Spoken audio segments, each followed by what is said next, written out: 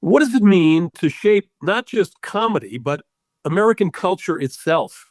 In the earliest days of television, one performer did exactly that, Sid Caesar. Today, we explore his life and legacy, the generations of performers he inspired, and his enduring impact on comedy, culture, and American life. His story is the subject of the new book, When Caesar Was King: How Sid Caesar Reinvented American Comedy. And I'm pleased to welcome its author, David Margolick. Hi, and welcome to Conversations with B'nai B'rith. I'm Dan Mariaschin, CEO of B'nai B'rith. My guest today, David Margolick, is an award-winning journalist and author who has written extensively about defining moments and figures in American life. Over the course of his distinguished career, he's written for the New York Times, Vanity Fair, and the New Yorker, and is the author of several acclaimed books, including The Promise and the Dream, which examines the legacy of Martin Luther King Jr., and At the Bar, a collection of his widely read legal columns in the New York Times.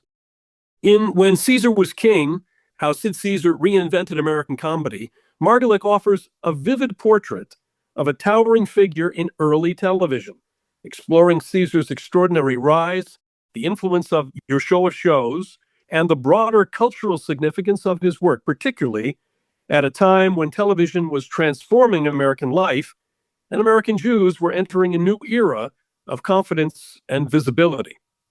But before we dive in, a quick reminder: if you enjoy this program, subscribe to our YouTube channel to watch all of our episodes and follow us on Facebook to stay up to date with our latest content. David, welcome. Pleasure to have you with us today. Thank you, Dan. Nice to be here.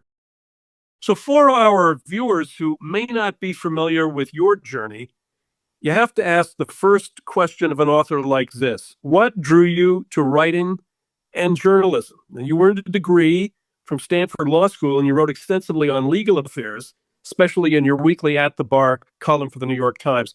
Did you ever consider a career in law? And what ultimately drew you to writing instead?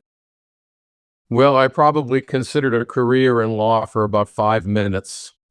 It didn't last very long, although I lasted for 3 years in law school.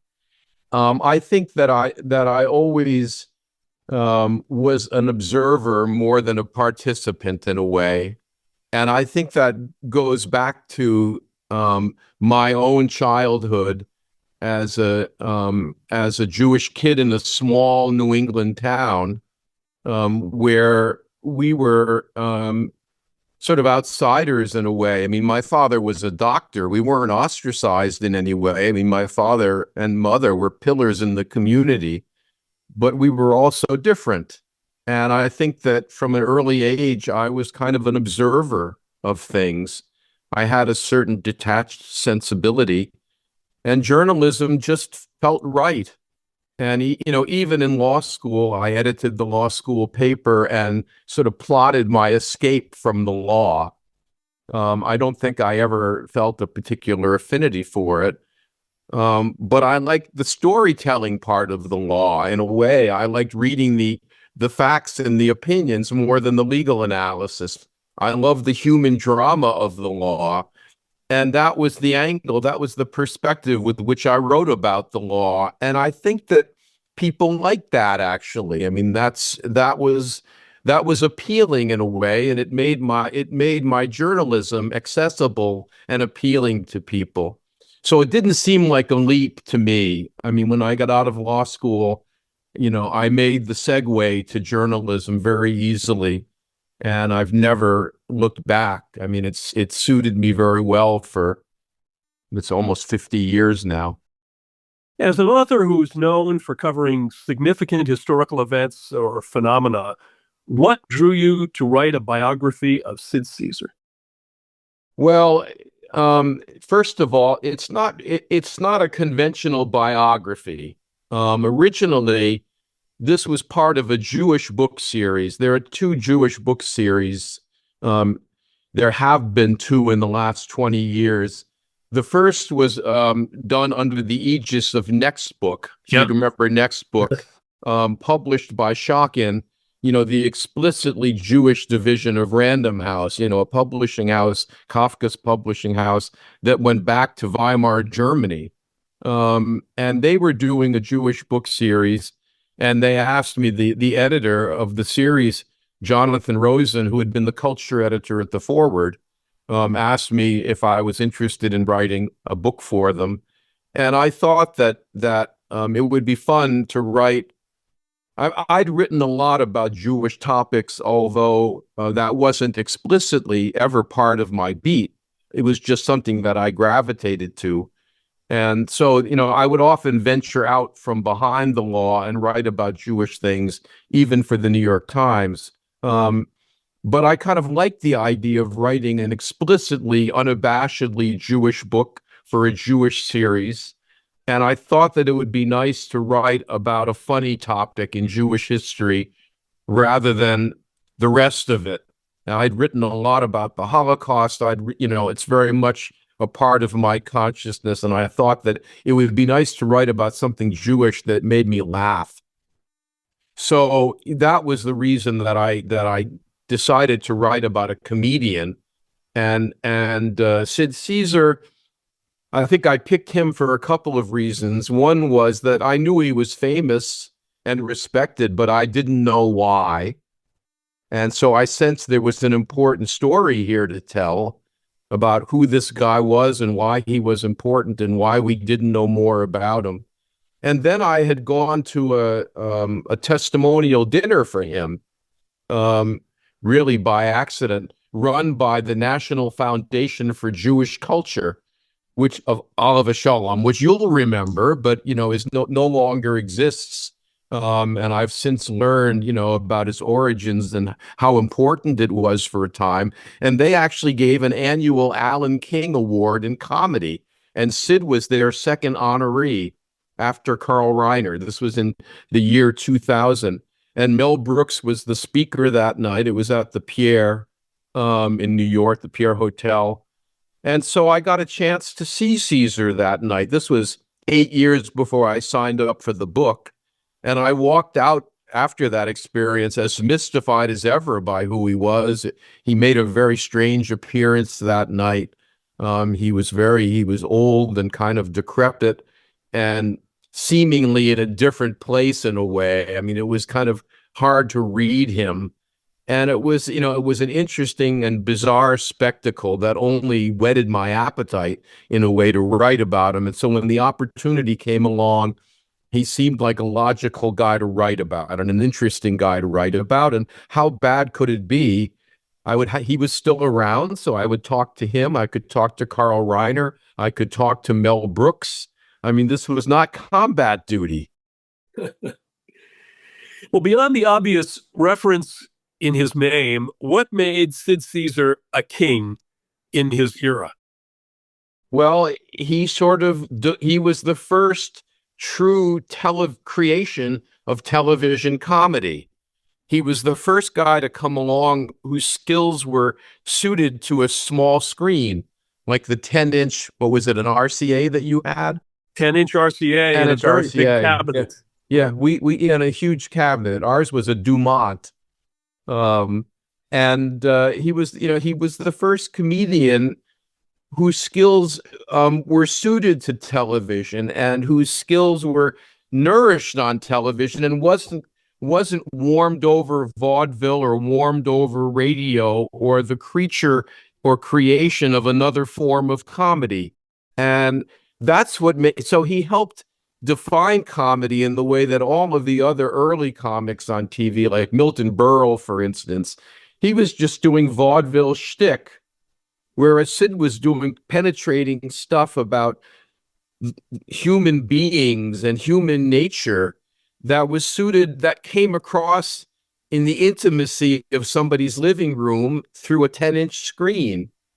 And in that sense, he was the first creation of television, and he helped define what television comedy went on to be. And that's what made him the king. I mean, if you look, his influence is everywhere. If you consider all of the different people who wrote for him, and the list of Caesar alumni is just astonishing. I mean, Mel Brooks and Larry Gelbart and Neil Simon and Woody Allen, and Joe Stein, A Fiddler on the Roof, and Selma Diamond and Mel Tolkien of All in the Family. I mean, and then Carl Reiner, and the Dick Van Dyke Show and everything that Carl Reiner went on to do. So if you look at all of the people who wrote for Caesar or worked with Caesar, if you did, as I should have done, maybe a family tree of Caesar and all of the emanations from Caesar, it covers Broadway, it covers movies, it covers television for the next several decades. So Caesar's fingerprints are all over American humor in the second half of the 20th century and beyond, really. Well, I was a little guy. I do remember Milton Berle. I think it was the Texaco Hour. Yeah, that's right. And I do remember gathering around before our little 10-inch RCA set to watch your show of shows. But looking back, I think what may have separated out, we're going to talk more about this in a moment, what may have separated out your show of shows from Milton Berle is the fact that Sid Caesar was working with an ensemble, a very talented ensemble Right. on camera, not only the writers, but the ones who were on camera with him, Howard Morris and all of these folks who were there, and you could watch them every week. And so ensemble television is something, it's like value added. You're not only getting Right. the star himself, but you're getting everybody else. But we'll get to that in a moment about your show of shows. But at that time, the acts produced on the stages of the Catskill Mountains in upstate New York, in the resorts, still served, I think, in the 1950s, which we're talking about, as an incubator for singers, dancers, comedians, actors who would go on to achieve national recognition. Was Sid Caesar part of the scene? And how did that environment shape his career on TV and then later on? Well, he was peripherally connected to that scene. He really came up his own way. He wasn't a wisecracking one-liner kind of comic. He was a sketch comedian. As you said, he worked in an ensemble.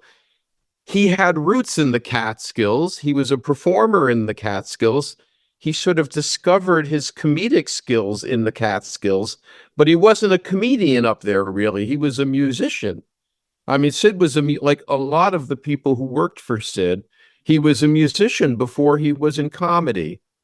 So he knew the culture of the Borscht Belt, but he wasn't a conventional Borscht Belt comic by any means. I mean, people could spot his comedic gifts, and he would pinch hits sometimes and be a stand-in in comedic routines, but that wasn't his specialty up there.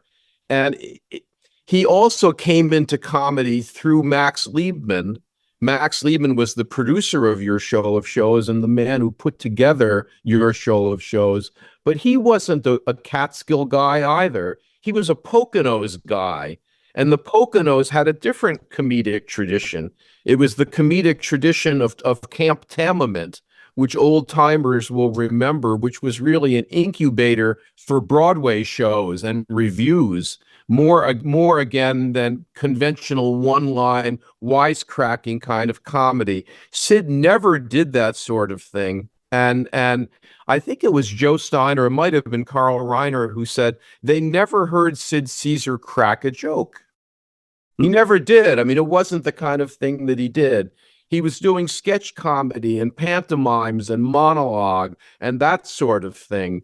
So, I mean, he was peripherally connected to the Catskills, more connected to the Poconos, but really unique. He was a school of one. There was no one really like him, and he had all of these different comedic skills. He had skills with foreign languages and called double talk, a lost art now and very politically incorrect now. The skill of imitating foreign languages without speaking any of them by picking up the sounds of foreign languages, a skill that he learned in his parents'. It's not even a restaurant. It's sort of like a greasy spoon kind of restaurant that they ran in Yonkers, where the working men would sit according to their ethnicity from one table to another. There was a French table and a German table and a Polish table and a Russian table. And Sid would bust the plates from one to the other and pick up their languages. That was one of his skills. Another was pantomime, as I say, again, sort of studying human nature and learning gestures. Sid just absorbed all these different things. I mean, he never had any formal comedic training. And then these monologues that he would do, these soliloquies where he would portray animals or inanimate objects or people, drunks or expectant fathers or whatever, and do these one-on-one, these singles, they were called in the language of comedy. These are all of the things that he did. He was not the Caesar's people, the writers who worked for Caesar frowned on the whole tradition of wisecracking one-liners. That was not what they did. Then, as you say, they were an ensemble doing sketch comedy, doing spoofs of movies and spoofs, domestic scenes that he would do with Imogene Coca.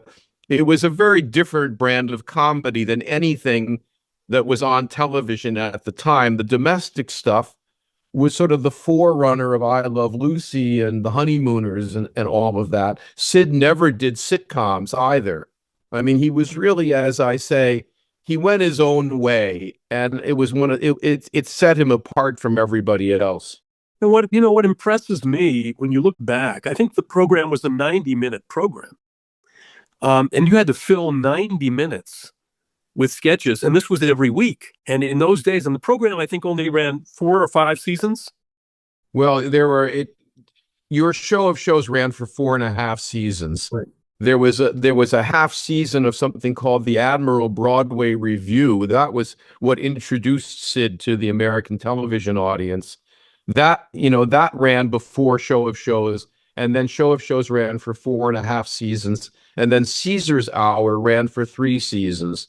It's generally all sort of amalgamated into one show.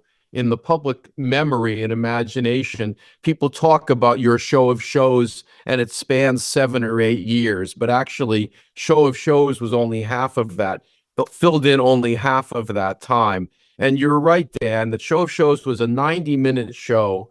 It was done live, which is a lost art, all live, no tape at all. Somebody described it like it was like walking on a tightrope across Niagara Falls every week. I mean, there was absolutely no room for error. It was an incredibly disciplined show. It almost always came in on time.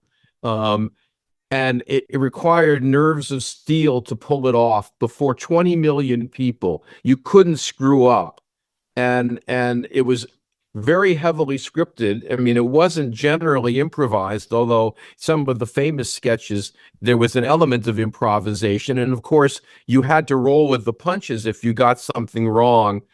But it was an amazing feat that they pulled off week after week after week.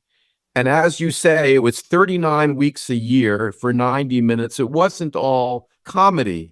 I mean, it couldn't have been comedy. I mean, just as a matter of their stamina, nobody could have pulled off 90 minutes of comedy every week. So it was the kind of review that Max Liebman had put together at Camp Taliment in the Poconos, and had opera singers and dancers, the screamers and the jumpers, Sid called them, who would fill in between the comedic sketches and all of that. So it was a balanced kind of show. And when the comics were changing their costumes and sort of regaining their wits, then the opera singers would give them a break.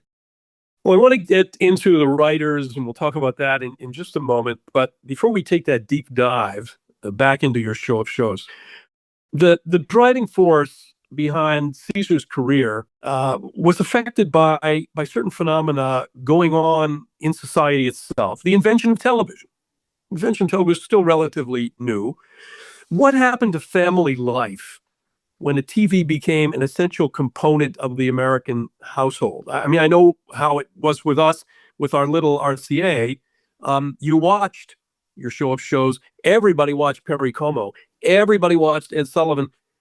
What's your take on how TV transformed in just such a few years, transformed American life? Well, it's really interesting. I don't think that a lot's been written about that very question in a way, and how television got integrated into American culture.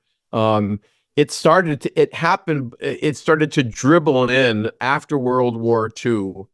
And, I say the television increased with in Malthusian proportions. I mean, it just swept across the country.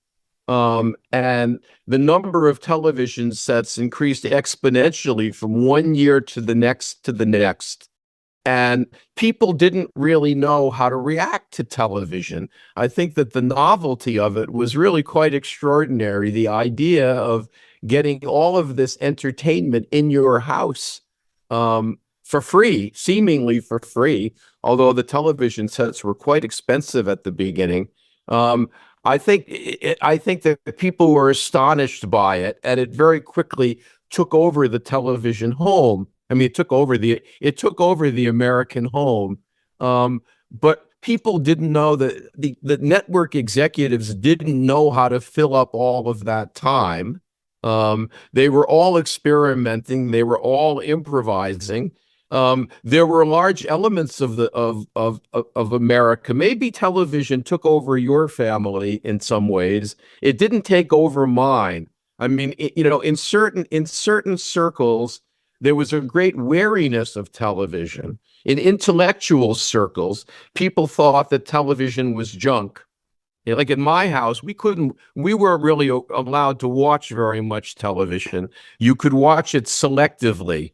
And we would watch it on Saturday morning with, in great fear of my father's footfalls coming down the stairs, outing us for watching crappy TV. The intellectuals held back from buying television. Many of them did. And Caesar played an interesting role in that, because Caesar legitimized the purchase of a television set. Caesar was doing serious, intellectually worthwhile stuff. And so there were lots of people. I mean, I have a story in the book about Isaac Asimov not buying a TV because he thought that it was junk, and being invited over to the house of a Harvard astronomer and watching Sid Caesar, and, resolving after that to go out and buy a TV. I even interviewed Newton Minow. If you remember Newton Minow, the man that described television as a vast wasteland. And I thought, this really an interesting notion. I mean, he famously wrote off all of television. What did he think of Sid Caesar? Okay. And it turned out that he and his wife had debated whether to buy a television, and they bought it to watch Sid Caesar. And the vast wasteland that he described a few years later was a television ecosystem where Sid Caesar was already off. He may not have been so critical of television had Sid still been on, but in fact Caesar's reign was already over effectively by the time the Kennedy administration started. So everybody, the novelty of television was an amazing thing. There's a lot of stuff. Television spread very slowly. I mean, initially, it didn't spread quickly enough. There was a great appetite for TV, but the cable didn't reach out beyond the Northeast. So television and to major cities, so you couldn't get television in small towns. I mean, I guess, in New Hampshire, where you're from, you got the Boston stations, I guess. We did, but you had to have a good antenna. Right. If you didn't have a good antenna, it didn't bring the signal in. Yeah, that's so right. For years, we didn't have ABC. I missed a lot of good programs for kids Right. Yeah. on ABC simply because we couldn't get it. You're right. There was difficulty once you got beyond the metropolitan areas. Yeah, but in a way, it liberated Sid Caesar to do sophisticated stuff, because the television audience in the early years was primarily urban. It was disproportionately Jewish simply because there were more Jews in urban areas.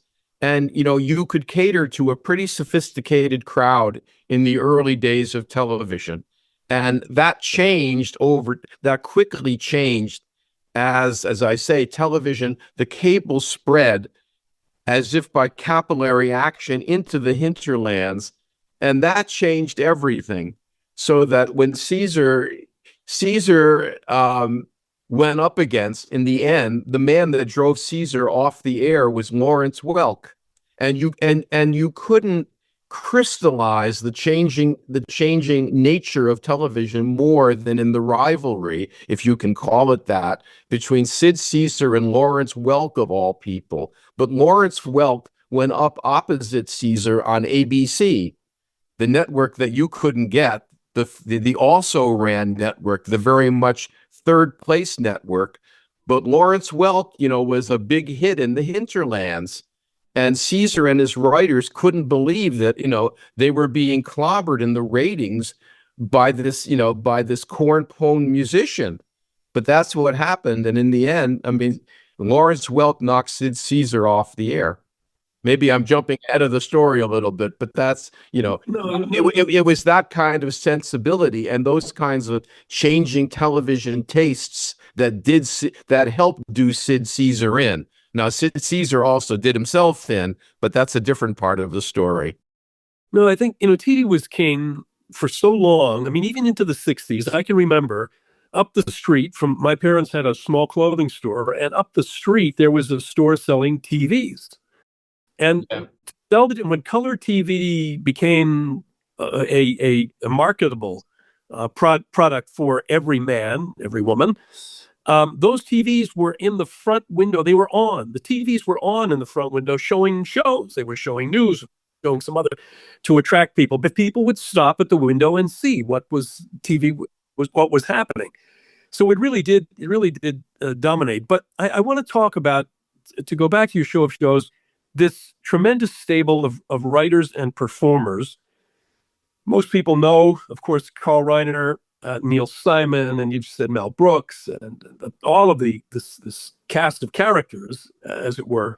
The Dick Van Dyke Show, which you referenced before, you've got Alan Brady, who is the star of the show in the show, and then you've got the Room of Writers with Maury Amsterdam and Rosemarie and Dick Van Dyke. Well, this was autobiographical. It had to have been, correct? Right. That what he was doing on this half hour every week was essentially what Reiner saw and did during his time on your show of shows. Yeah, that's right. I mean, I'm not an authority on the Dick Van Dyke Show for the reason that I explained before. We weren't really allowed to watch TV. So I never, I don't, a lot of people can quote, can know the Dick Van Dyke Show episode by episode. And one of the people that I interviewed for the book was Bill Persky, who was one of the principal writers for the Dick Van Dyke Show. But it is interesting that, in the prototype for the Dick Van Dyke Show, Carl Reiner was the central player. He was the Dick Van Dyke character on the show. And they did a prototype show, and it didn't work. And Sheldon Leonard said, you can't be the main player on the show. You need somebody else. And they went out and found Dick Van Dyke. And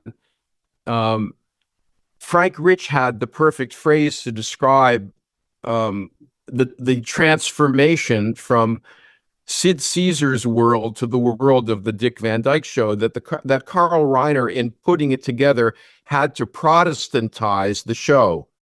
Okay, he couldn't mean that Caesar's world, the world of Caesar's programs was very, very heavily Jewish.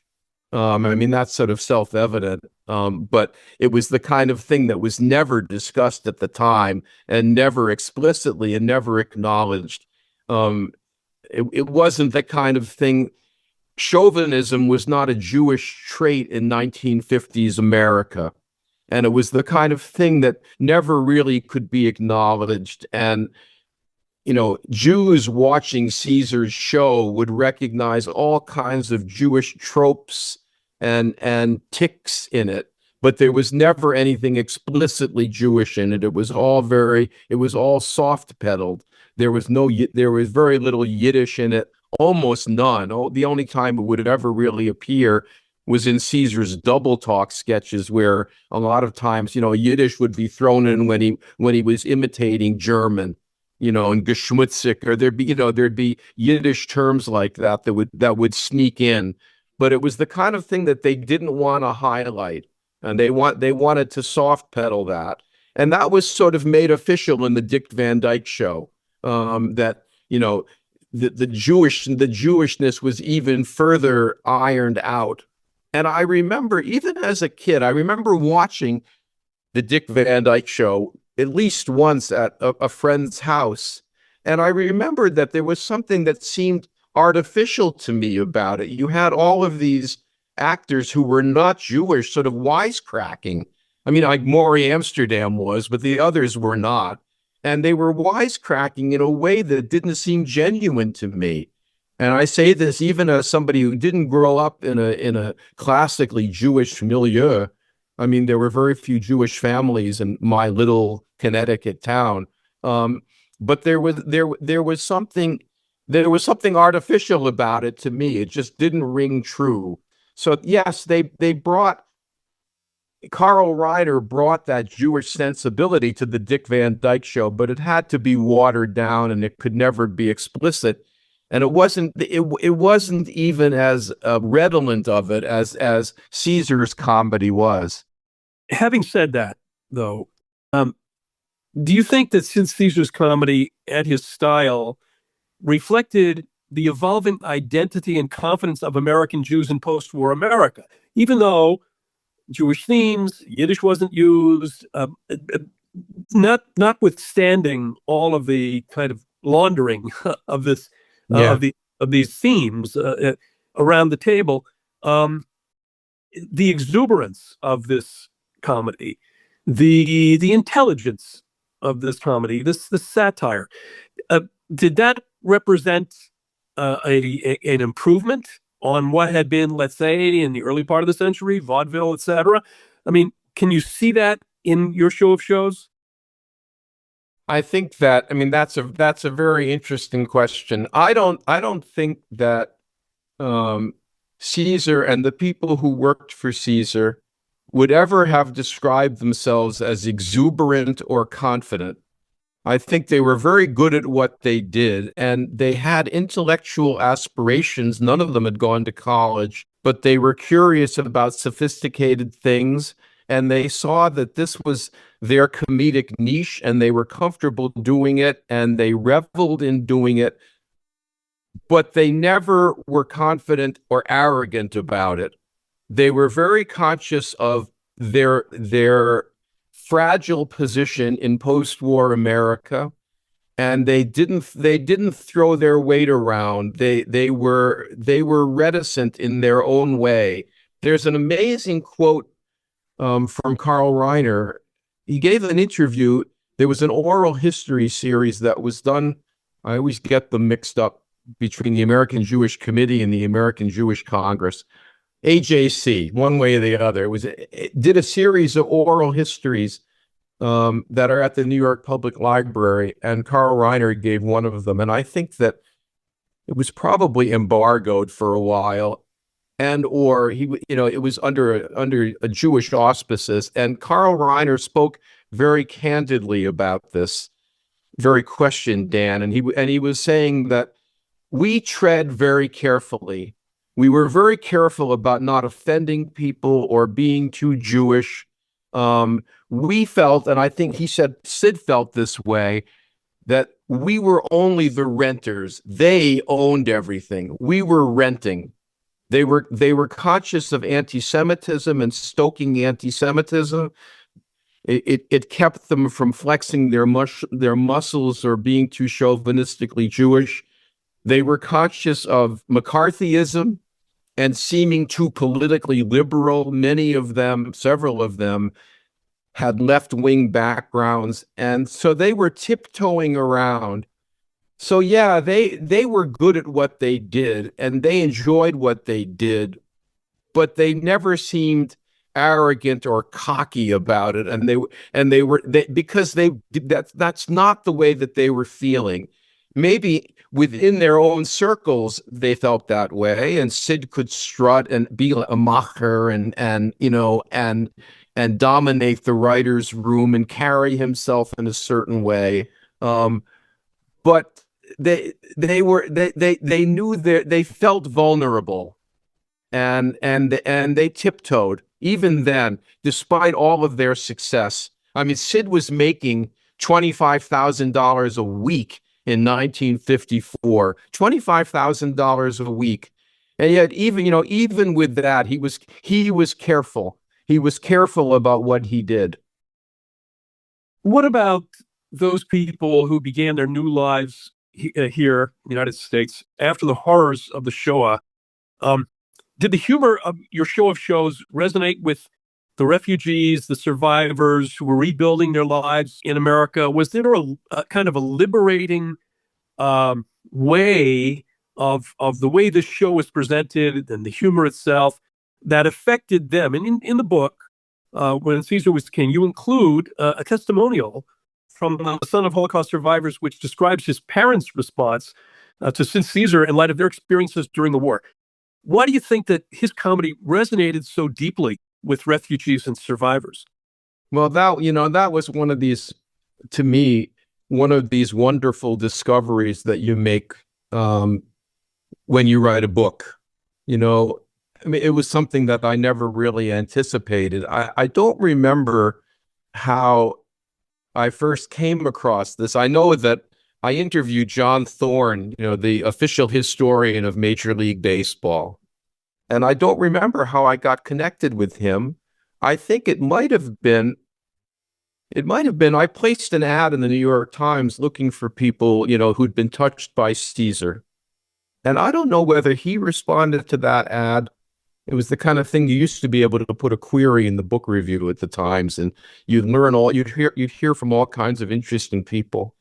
And it turned out that his parents were survivors who'd been in hiding during the war, Polish Jews, and he described how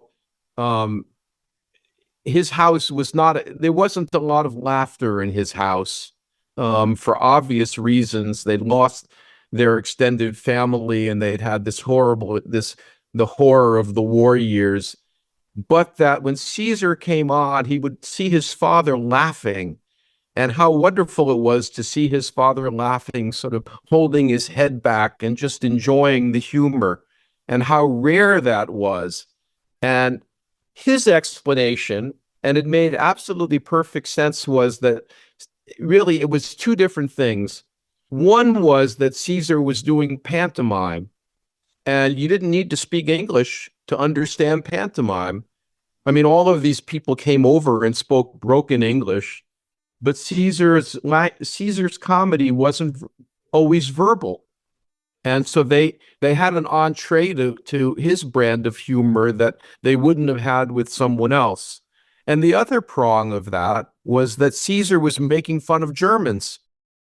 Yeah. Caesar was making fun of imperious German generals, and Caesar was playing a know-it-all German professor every week in these airport interviews that Carl Reiner would conduct with him. This shambolic sham professor who was an authority on everything. And Caesar was making fun of this German character. He was really a Jewish character, but he was also, he's presented as the German professor on the show, but he's always, described as coming from Vienna. So I say in the book that the Anschluss was still recognized, in Caesar's show, you could be from Vienna and still be German. And so they were poking fun at Germans. And of course, that's the kind of thing that would have been liberating and appealing to Holocaust survivors. And so I think, and I found several children of survivors. They're quoted in the book, one of whom I met at Sid Caesar, when Caesar died at the Shiva. His family knew Caesar's family, and they, his parents had been survivors, and he had the same kind of experience. And so I'm glad that you picked that up, because that I found that very moving. So yeah, Caesar was accessible to these people, to Holocaust survivors, really in the way that very few other comics would have been. Maybe Myron Cohen would have been. Myron Cohen and Menashe Skolnick. Right, yeah, As well. yeah. Final question, David. You're able to map the ebb and flow of Sid Caesar's complex, often tortured persona.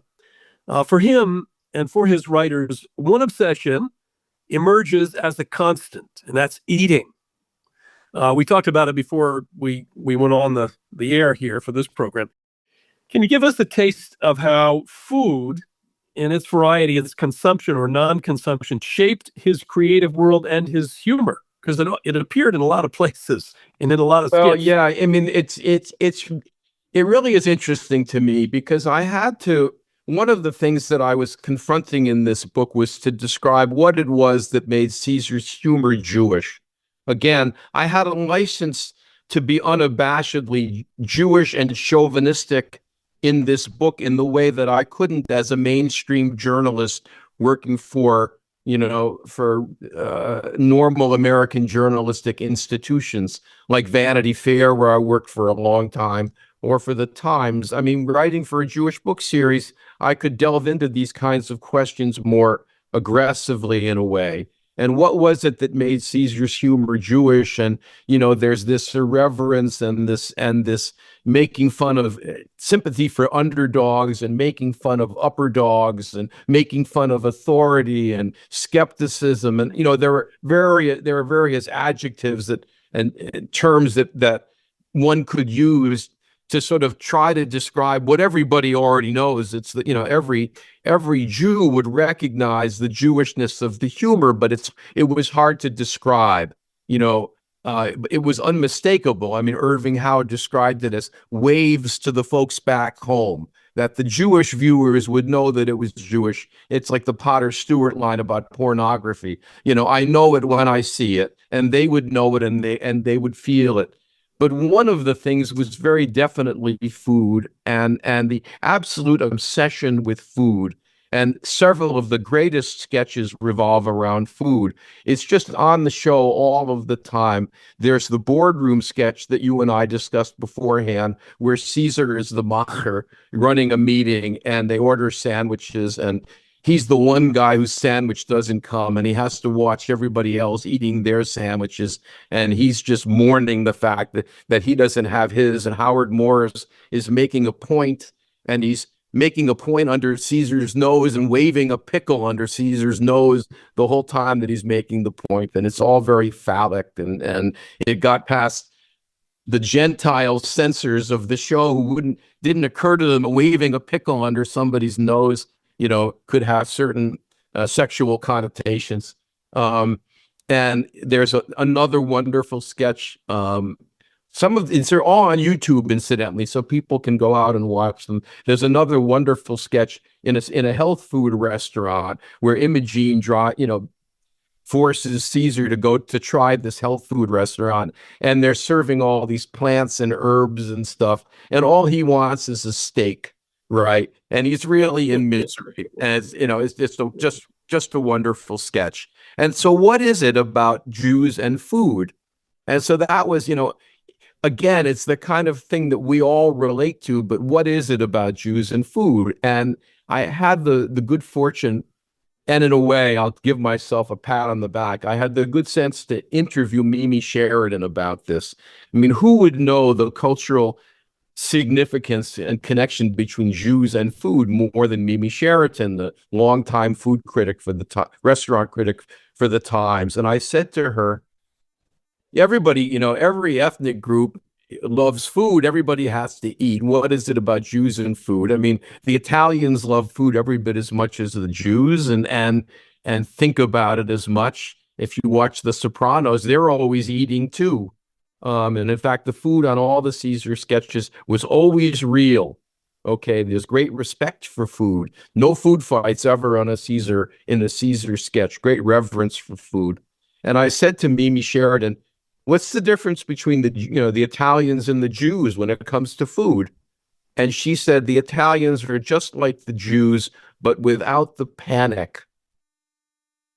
And I thought that was, that was just the most brilliant line ever. It just cut right to the heart of the issue that there's even a passage in the book that I write about this, about Jews, given their history, worrying about never getting enough food or not getting it quickly enough or not getting as much as the next guy or not getting the right kind of it or having the wrong kind of it or eating too much of it or eating too little of it or getting sick from it, not digesting it properly. All of these things, they're all at the heart of Jewish humor. And there's just one more thing I want to mention.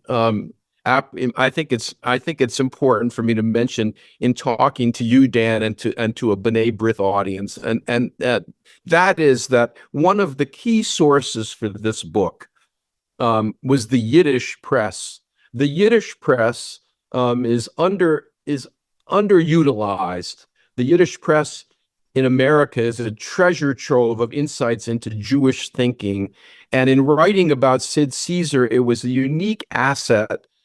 Because they could kvel about Caesar in a way that Jews writing for the Anglo press would never dare to do, going back to the tenuous nature of the status of Jews in post-war America still, when we were still feeling our way and we didn't want to rock the boat or be too proud or be too chauvinistic or strut about too much. And so we were reticent in the English press. But in the Yiddish press, people could kvel about Caesar without inhibition because they knew that no one was looking in. And there's just wonderful material about Caesar in the Yiddish press, with one writer in particular, the television critic for the Forward, who was explaining in many instances to native Yiddish speakers and recent immigrants what was worth watching on television. And Sid Caesar was one of his favorites because Caesar was ambitious and Caesar was smart. And Caesar was a landsman because Caesar lived in Forest Hill and this guy lived in Rego Park. And so there's a lot of Jewish pride in Caesar in the Yiddish press. And I would add here that my next book, which is for the Yale Jewish Lives series that I'm working on now, is on Dr. Salk, on Jonas Salk. And the kvelling for Caesar in the Yiddish press pales in significance to the kvelling over Salk, the savior of humanity for developing the polio vaccine. So there's extraordinary stuff about Salk in the Yiddish press too. And you have to remember that there were 4 Yiddish newspapers in New York during Caesar's heyday. So there was a lot for me to find. And I was very grateful to YIVO and the Yiddish translators there, a fellow named Abe Gold. It's just wonderful coming up with these gems for me. You're so right. So much on target about the Yiddish press, but also for the viewers. And I'm just using, my mother as an example. Sid Caesar, everybody knew Sid Caesar was Jewish, as they did with Milton Berle. And there was pride in, even though my mother was on that program, on Your Show of Shows, she was a big Imogene Coca fan. But everybody knew Caesar was Jewish. And there was a sense of pride amongst viewers in those days. My parents were immigrants. They said, well, this guy is from our community, and they're going to watch. Maybe they got all the humor, maybe they didn't get the humor, but they knew Sid Caesar was one of them, and that also brought them to the screen and to watch it with pride. They did this with pride. Well, to explore Sid Caesar's remarkable story, look for When Caesar Was King: How Sid Caesar Reinvented American Comedy by David Margolick at bookshop.org, Barnes & Noble, Amazon, or wherever you get your favorite books. David, thank you for joining us and for giving us such a meaningful insight into the life and legacy of one of the most iconic and influential comedians in television history. It's been a real pleasure. Thank you, Dan. It was a great pleasure for me to meet you and talk with you.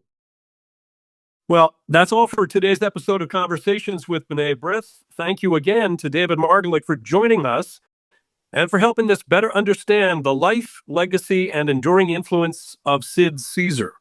Remember, the conversation doesn't end here. Share this episode and post about it on social media.